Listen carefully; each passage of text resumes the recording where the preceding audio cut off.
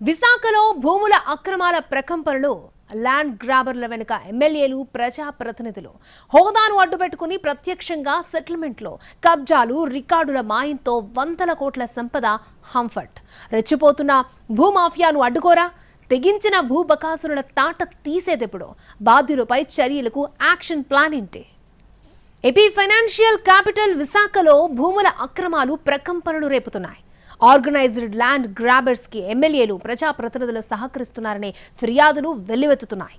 కొందరైతే హోదాను అడ్డుపెట్టుకుని ప్రత్యక్షంగా సెటిల్మెంట్లకు దిగడం బెదిరింపులకు పాల్పడడం వంటివి పెచ్చిమీరిపోతున్నాయనేది బహిరంగ సత్యం. కబ్జాలు రికార్డుల మాయంతో వందల కోట్ల విలువైన సంపదను దోపిడీ చేస్తున్నారని ప్రభుత్వమే అంగీకరించింది.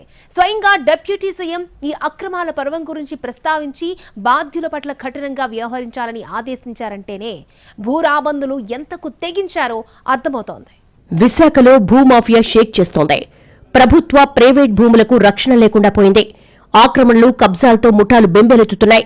గతంలో రాయలసీమ నుంచి కబ్జాదారులు దిగితే ఇప్పుడు హైదరాబాద్ నుంచి ఆర్గనైజ్డ్ గ్యాంగులు హల్చల్ చేస్తున్నాయి. స్వయంగా డిప్యూటీ సీఎం ఈ అంశాన్ని ప్రస్తావించడమే కాదు, కొందరు ఎమ్మెల్యేలు ప్రజాప్రతినిధులు అండదండలున్నాయని, ప్రత్యక్ష పరోక్ష ప్రమేయంపై కఠినంగా వ్యవహరించాలని చేసిన సూచన విశాఖలో వాస్తవ పరిస్థితికి నిదర్శనమైన డిస్కషన్ జరుగుతోంది. ఆ దిశగా పోలీసు, రెవెన్యూ యంత్రాంగంలో నిర్లిప్తతను బహిర్గతం చేసింది. మీ దృష్టికి తీసుకొస్తున్నాను. ఎక్కడైతే మీరు మోర్ ఇండస్ట్రియల్ బెల్ట్ ఎక్కడ ప్లాన్ చేశారో ఉత్తరాంధ్ర కానీ కొన్ని ప్రత్యేక ఎస్పెషల్లీ నా దృష్టికి ఎక్కువ వచ్చినాయి ఉత్తరాంధ్రకు సంబంధించి కొంత political leadership the getting in to the unwanted land disputes, land settlements. బాధ ఏమనిపిస్తుందంటే officials are not able to act firmly on that. అదొక ఫోన్గా ఎస్పెషల్లీ వైజాగ్, విశాఖపట్నం జోన్లో ఇవి ఎక్కువ జరుగుతూ ఉన్నాయి సార్. అది మిగతా చోట్ల కానీ ఇది డెవలప్మెంట్ కొంచెం ఒక ఫోన్గా మీరు ఒక డైరెక్షన్ ఇవ్వండి సార్, ఒక డైరెక్ట్ ఇవ్వాలి మీరు దీనికి సంబంధించి ఇస్తే బాగుంటుంది సార్. వాస్తవానికి స్టీల్ సిటీలో ల్యాండ్ స్కామ్లు కొత్త కాదు. రాజకీయ నేతల ప్రమేయంతో భూములను కొల్లగొట్టడం ఇదే మొదటిసారి కాదు. వేగంగా అభివృద్ధి చెందుతున్న నగరంలో విశాఖలో ఉన్న పొటెన్షియాలిటీని 2004 తర్వాత ప్రభుత్వాలు గుర్తించాయి. అప్పటి నుంచి ప్రణాళికాబద్దమైన పెట్టుబడులు విశాఖకు రావడం ప్రారంభమవగా ఇక్కడ కనిపించిన జాగా అంతా కబ్జా చేయాలనే ఆలోచనలు నేతలు మొదలుపెట్టినప్పటి నుంచి సమస్య జటిలమవుతూ వస్తుంది. ఉమ్మడి రాష్ట్రంలోనే రికార్డులు మాయం చేసేసి భారీగా భూములు కొల్లగొట్టినట్లుగా యంత్రాంగాలు గుర్తించాయి. అప్పటి మంత్రులు, వాళ్ల కుమారుల ప్రమేయం, ప్రోత్సాహంపై విచారణలు జరిగాయి. అయితే ఈ దశాబ్ద కాలంలో విశాఖలో భూ కబ్జాలు, వాటి చుట్టూ నేరాలు చోటు చేసుకున్న దాఖలాలు గతంలో ఎన్నడూ లేవు. స్థిరాస్తి వ్యాపారంలో ఉన్న కొందరు చెరువులు, కాలువలను మింగేయడం, వాటిని రెవెన్యూ యంత్రాంగం విచారించి స్వాధీనపరచుకోవడం వంటి ఘటనలు జరిగేవి. కానీ భూ ఆక్రమణల కారణంగా ప్రజలు బెంబేలెత్తిపోయే పరిస్థితులు మాత్రం గత 10 ఏళ్ల నుంచే మొదలైంది. 2014-2019 మధ్య అప్పటి టీడీపీ సర్కారు నిర్వహించిన సమగ్ర విచారణలో సుమారు 1,00,000 ఎకరాలకు సంబంధించిన ఆధారాలు గల్లంతవడమో, రికార్డులు ట్యాంపర్ చేయడమో జరిగినట్లు తేలింది. ఇప్పుడు రెవెన్యూ అధికారులు కుమ్మక్కై భూములను కొల్లగొడితే దశాబ్ద కాలంలో రాజకీయ గజనీ మహమ్మదులను మించిపోయి ఏకంగా లూటీ చేసేసినట్లుగా ఆరోపణలున్నాయి. టీడీపీ అధికారంలో ఉన్నప్పుడు వైసీపీని టీడీపీ భూచోడుగా చూపించడం ఒక ఎత్తైతే, ఇప్పుడు నేరుగా కూటమి ఎమ్మెల్యేలు, ప్రజాప్రతినిధుల పాత్రపై డిప్యూటీ సీఎం పవన్ కళ్యాణ్ ప్రస్తావించడం తీవ్ర చర్చనీయాంశమైంది. కలెక్టర్ల కాన్ఫరెన్స్ లో సీఎం, డిప్యూటీ సీఎం ఇద్దరు భూముల అక్రమాలను ప్రస్తావించి నియంత్రించాల్సిన బాధ్యత అధికారులదేనని గట్టిగా క్లాస్ స్పీకర్ పరిస్థితి ఎంతగా చేయి దాటిందో అర్థం చేసుకోవచ్చు. భూ ఆక్రమణలు, రికార్డుల మాయాజాలంతో అడ్డదారుల్లో వెళ్లేవాళ్లు కూటమి నేతలైనా ఉపేక్షించవద్దని ప్రభుత్వం ఇచ్చిన ఆదేశాలు ప్రకంపనలు సృష్టిస్తున్నాయి. విశాఖలో ప్రభుత్వ భూములు, పార్కులపై కబ్జాకోర్ల కళ్లుపడ్డాయి. ఇటీవల నగరం నడిబొడ్డున బీచ్ రోడ్లోని వందల కోట్ల విలువైన శాంతి ఆశ్రమం, ఈస్ట్ పాయింట్ కాలనీలో 2 పార్కులను మింగేసేందుకు ప్రయత్నాలు జరగడం హాట్ టాపిక్ గా మారింది.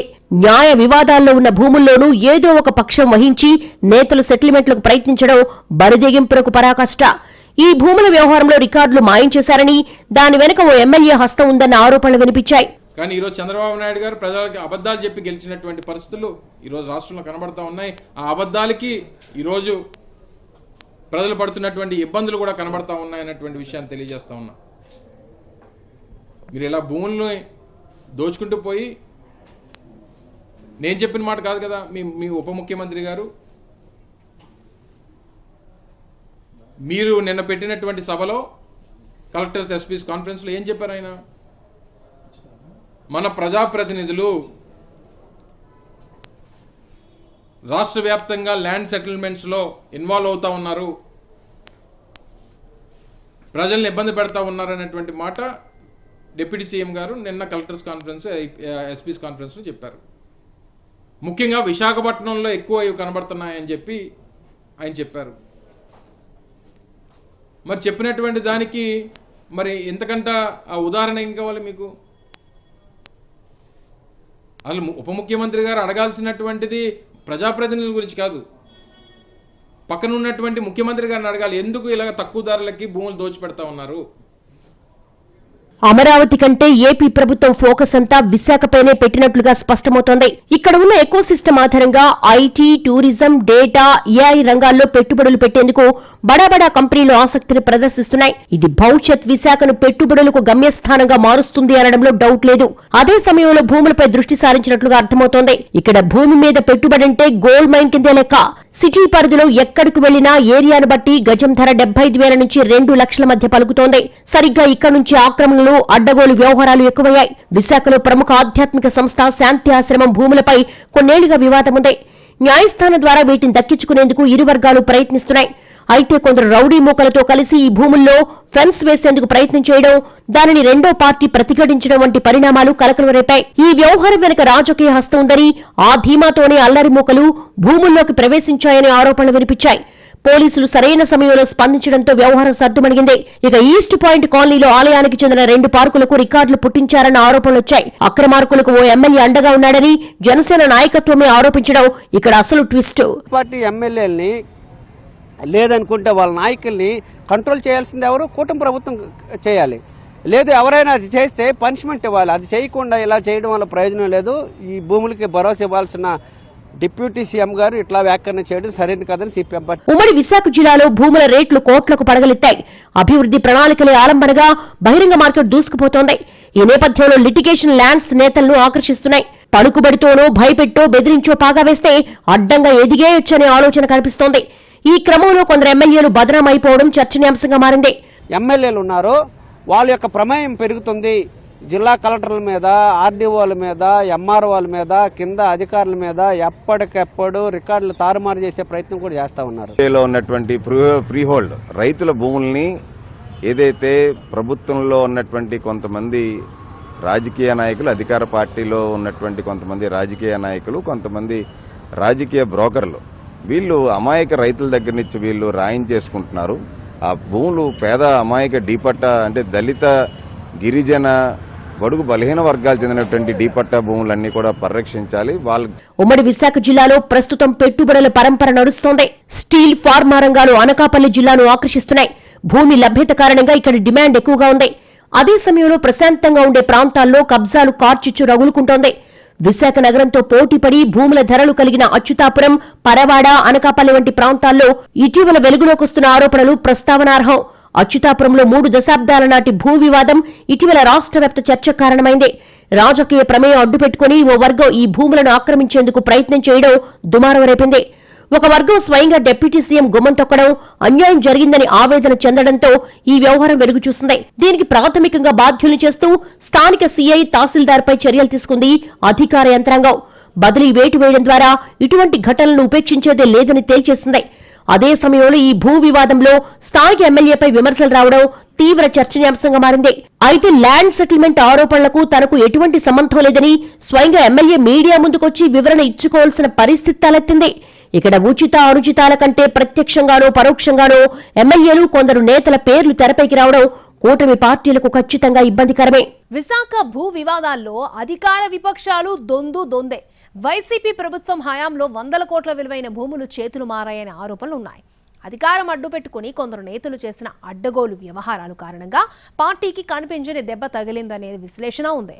ఆ పార్టీ ఎంపీల ప్రమేయం బహిర్గతం కావడం, ఎన్ఫోర్స్మెంట్ డైరెక్టర్ రంగంలోకి దిగడం వంటివి భూ సంబంధిత నేరాల తీవ్రతకు నిదర్శనం. ఇప్పుడు కూటమి హయాంలో ఫ్రీ హోల్డ్కు తెరలేచింది. గత వైసీపీ ప్రభుత్వ హయాంలో భూ వివాదాలు సంచలనం సృష్టించాయి. స్థానిక నాయకత్వ ప్రమేయం లేకపోయినా పొరుగు ప్రాంతాల నుంచి వచ్చిన ముఠాలు పెద్ద ఎత్తున కార్యకలాపాలు నిర్వహించాయి అన్న ఆరోపణలున్నాయి. ఈ దిశగా వివాదాస్పద ప్రాజెక్టుల వెనుక అప్పటి ఎంపీలుండడం, కాలక్రమంలో ఒకరి లోపాలను మరొకరు దుమ్మెత్తి పోసుకుంటూ అక్రమాలు బయటపెట్టేసుకోవడం జరిగిపోయింది. సిఆర్డీ ఉల్లంఘనలకు పాల్పడి భీమిలి తీరంలో భారీ నిర్మాణాలకు ప్రయత్నించిన మాజీ ఎంపీ కుమార్తెకు చెందిన సంస్థ దోషిగా నిలబడింది. పర్యావరణ విఘాతం కలిగించడమే కాకుండా అధికారాన్ని అడ్డుపెట్టుకుని అడ్డగోలుగా వ్యవహరించారని ఆధారాలతో సహా తేలడంతో భారీగా ఫైన్ కట్టాల్సొచ్చింది. ఇక గత 5 ఏళ్ల కాలంలో తీవ్ర దుమారం రేపిన వాటిలో దసపల్లా హిల్స్ భూములు, హైగ్రీవా ప్రాజెక్ట్స్, ఎన్సీసీ ల్యాండ్స్ వంటివి కీలకమైనవి. 100 కోట్ల రూపాయల ఆర్థిక వ్యవహారాలతో ముడిపడిన ఈ ప్రాజెక్టులు ప్రత్యక్షంగానో పరోక్షంగానో వైసీపీ ముఖ్య నాయకత్వానికి మేలు చేసేందుకు జరిగిన ప్రయత్నంలో భాగమే అనేది ప్రజా సంఘాల వాదన. ఇప్పుడు కూటమి హయాంలో ఫ్రీ హోల్డ్ కు తెరనిచ్చింది. బీసీ వర్గాలకు ప్రభుత్వం ఇచ్చిన భూములను అమ్ముకునేందుకు గత ప్రభుత్వం ఆమోదించగా దాంట్లోనూ అక్రమాలు చోటు చేసుకున్నాయనే ఆరోపణలున్నాయి. ఇప్పుడు విశాఖ కలెక్టరేట్ కు వచ్చే పీజీఆర్ఎస్ ఫిర్యాదుల్లో భూ వివాదాలు ఎక్కువ. భవిష్యత్తులో బంగారమని గుర్తించిన రికార్డులు మాయం చేసి మా భూములు కాజేశారని పేద వర్గాలు గొల్లుమంటున్నాయి. నుంచి ఎన్టీ రామారావు ఇచ్చిన దగ్గర నుంచి ఇప్పుడు వరకు నిలబడిన రైతు ఎవరు లేరు అక్కడ. వాళ్ళు ఏదో తెలియక బయట పనులు చేసుకోవడానికి వెళ్ళిపోయేటప్పటికి ఈ లేని టైంలో దొంగ సర్వే చేయించి భూములు లేని వాళ్ళకి కూడా నాకు భూమి ఉందని ముందుకు వచ్చి దొంగ కాగితాలు చేయించుకుంటారు. మాకు మళ్ళీ రీసర్వే కావాలి. ఎన్సీసీ, హైగ్రీవా, దస్పల్లా హిల్స్ పేరేదైనా ఫైళ్లు కదిలింది రాజకీయ ఒత్తిళ్లతోనే అనేది నిర్ద్వంద్వం. ప్రభుత్వాలైతే మారతాయి, కానీ ఆ భూముల్లో పెట్టుబడిదారులు, వాళ్లకు నేతల మధ్య వాటాలు చిదంబర రహస్యమేమీ కాదు. ఇక్కడ పార్టీ ఏదైనా రాజకీయ పక్షాల నీతి నేతి బీరకాయలో నెయ్యి లాంటిదే. విశాఖ నగరంలో అత్యంత వివాదాస్పద భూముల జాబితాలో దసపల్లా, హైగ్రీవా చేరాయి.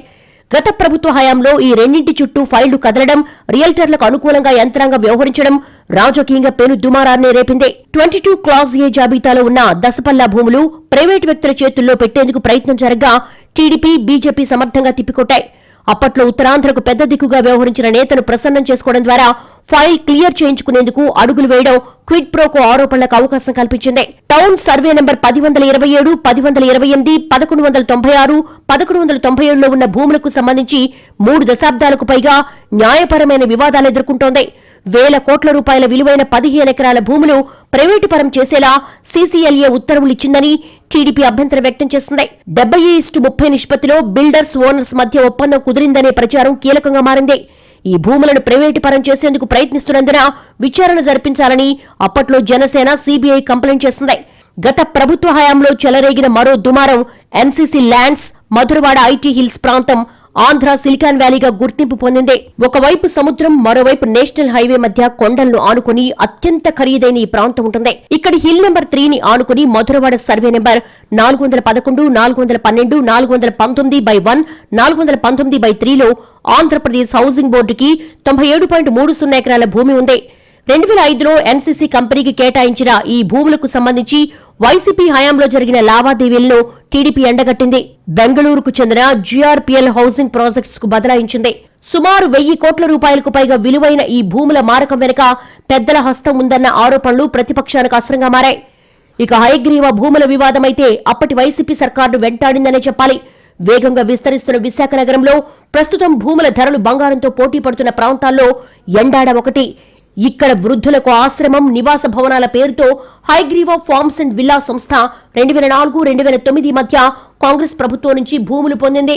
వివిధ కారణాలతో ప్రాజెక్టు ఆలస్యం కాగా గత 5 ఏళ్లు విశాఖ ఎంపీగా పనిచేసిన ఎంవీవీ సత్యనారాయణకు చెందిన నిర్మాణ సంస్థ ఇందులో భాగస్వామిగా చేరింది. ఈ సమయంలో తలెత్తిన అంతర్గత విభేదాలు, నిబంధనల ఉల్లంఘనల కారణంగా వ్యవహారమంతా రచ్చరచ్చ అయింది. కేసులు, ఆరోపణలు, ప్రత్యారోపణల కారణంగా అప్పట్లో ప్రభుత్వానికి చికాకులు తప్పేవి కాదు. కూటమి అధికారంలోకి వచ్చిన తర్వాత హైగ్రీవాను స్వాధీనం చేసుకుంది. నిబంధనల ఉల్లంఘనకు పాల్పడినట్లుగా తేల్చింది. ఈ వ్యవహారంలో ఎన్ఫోర్స్మెంట్ డైరెక్టరేట్ విచారణ చేయడం హైగ్రీవా అక్రమాల తీవ్రతకు ఎగ్జాంపుల్ మాత్రమే. విశాఖ ల్యాండ్ మాఫియా పడగ నీడ మాజీ సైనికుల భూమిపై పడింది. రాజకీయ నేతలు, ప్రభుత్వ యంత్రాంగం కుమ్మక్కై దోపిడీకి తెరతీశాయనే ఆరోపణలు బలంగా ఉన్నాయి. ఇందుకోసం లిటిగేషన్లు తెరపైకి తెచ్చి అర్హులను బెదిరించి మాయం చేస్తున్నారు అక్రమార్కులు. ఎన్ని ఎంక్వైరీలు, ఎన్ని వందల పేజీల రిపోర్టులు సమర్పించినా చర్యలు మాత్రం శూన్యం. ఫలితంగా 2 దశాబ్దాలుగా చేతులు మారిన భూముల విలువ 100 కోట్లు ఉంటుందనేది అంచనా.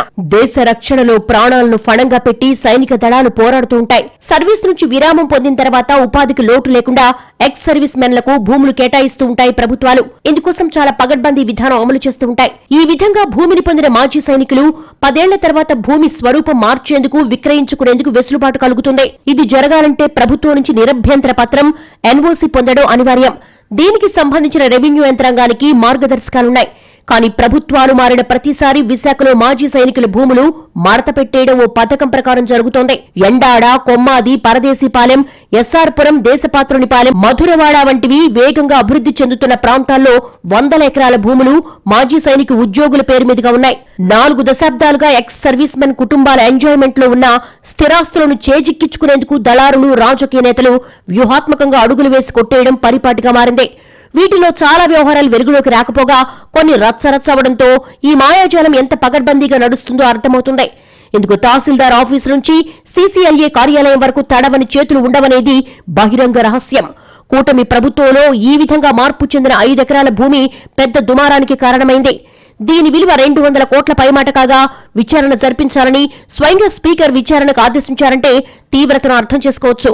ఇది నిబంధనలకు అనుకూలమా, వ్యతిరేకమా అనే దానికంటే వెలుగు చూడని 100 కోట్ల రూపాయల విలువైన భూములు ఎన్ని చేతులు మారాయో ఊహిస్తేనే నోరెళ్లబెట్టక తప్పదు. ఉత్తరాంధ్ర భూభాగోతంలో latest episode free hold 22A lands. Visakha Vizianagaram జిల్లా పరిధిలో భూ లావాదేవీలు ప్రభుత్వం గుర్తించింది. 100 కోట్ల రూపాయల విలువైన భూములు చేతులు మారడం ఎలా సాధ్యమైంది? వ్యవస్థలో వైఫల్యాలు ఏ విధంగా ఉపయోగించారు? సర్కారు భూముల అన్యాక్రాంతం నిరోధించేందుకు ప్రభుత్వం 22 క్లాజ్ ఏ జాబితాను ఉపయోగిస్తుంది. ఈ లిస్టులో ఉన్న భూముల క్రయ విక్రయాలు సహా ఎటువంటి లావాదేవీలు చేసేందుకు నిషేధం. అయితే దశాబ్దాలుగా ఇది ఉత్తరాంధ్రలో భూ యజమానుల జీవన్మరణ సమస్యగా మారింది. ఎటువంటి వివాదాలతో సంబంధం లేకపోయినా రెవెన్యూ శాఖ తప్పిదాల కారణంగా నిషేధిత జాబితాలో చేరిన భూములు 100 ఎకరాల్లో ఉన్నాయి. 2014-2017 సంవత్సరాల్లో అప్పటి ప్రభుత్వం భూముల పరిరక్షణ కోసం 22 క్లాజ్ ఏ పరిధిలోకి తీసుకుని వచ్చింది. నిషేధిత భూముల జాబితాను సెక్షన్ 22A లిస్ట్ అంటారు. ఎవరి భూమైనా ఈ జాబితాలోకి చేరితే ఇక ఆ భూమి రిజిస్ట్రేషన్ జరగదు. అసైన్మెంట్ భూముల బదలాయింపు నిషేధ చట్టం ప్రకారం ఎటువంటి లావాదేవీలు అనుమతించరు. అయితే రికార్డుల్లో తేడాలు, సబ్ డివిజన్ సరిగ్గా చేయకపోవడం వంటి కారణాలతో ఉమ్మడి విశాఖ జిల్లాలో అనేక కుటుంబాలు బాధితులుగా మారాయి. వందలాది ఎకరాల భూములు నిషేధిత జాబితాలోకి వెళ్లిపోయాయి. కొన్ని చోట్ల రికార్డులు తప్పుగా ఉండడం వల్ల జిరాయితీ భూములు ఈ జాబితాలో చేరిపోయాయి. ప్రభుత్వం లేఅవుట్లేసి అమ్మిన చోట కూడా ఈ సమస్య ఉంది. అందుకే రికార్డుల పరంగా క్లియర్ గా ఉన్న వాటిని 22 క్లాజ్ ఏ నుంచి తొలగించాలనే అభ్యర్థనలున్నాయి. ఈ దిశగా ప్రభుత్వం ఆచితూచి వ్యవహరిస్తోంది. ఈ ఛాన్స్ ఆధారంగా భూ మాయగాళ్లు లబ్ధి పొందకుండా కట్టడి చేయడం ప్రధానమే. ఇక ఎక్కువ ఆరోపణలు వినిపిస్తున్నది ఫ్రీ హోల్డ్ భూములకు సంబంధించినవే. కూటమి ప్రభుత్వం వచ్చాక ఫ్రీ హోల్డ్ అసైన్ భూములపై నిషేధం విధించింది. కొత్తగా ఎన్ఓసీలు ఇవ్వడంపైన ఆంక్షలున్నాయి. వాస్తవానికి ఉత్తరాంధ్రలో అసైన్డ్ డి పట్టా భూములు ఫ్రీ హోల్డ్ అక్రమాలపై కొరడా జులిపించాలని ప్రజా సంఘాలు డిమాండ్ చేస్తున్నాయి. 100 కోట్ల రూపాయల విలువైన భూముల అన్యాక్రాంతం, రికార్డుల మార్పు, రిజిస్ట్రేషన్ లొసుగులపై ఫిర్యాదులొచ్చాయి. వీటి ఆధారంగా వివాదాస్పద భూములు, అక్కడ జరుగుతున్న కార్యకలాపాలను ఇప్పటికే రెవెన్యూ బృందాలు నివేదించాయి. 22 క్లాజ్ ఏ నుంచి తొలగించిన భూముల్లో 133 ఎకరాలకు పైగా రిజిస్ట్రేషన్లు జరిగినట్టుగా సమాచారం. వీటి విలువ 100 కోట్లుగా రెవెన్యూ వర్గాలు చర్చించేసుకుంటున్నాయి. రికార్డుల ట్యాంపరింగ్, విశాఖ భూ అక్రమాల్లో ఇది పరాకాష్ట. 2014-2019 మధ్య టీడీపీ అధికారంలో ఉన్నప్పుడు తొలిసారి ఈ వ్యవహారం వెలుగులోకొచ్చింది.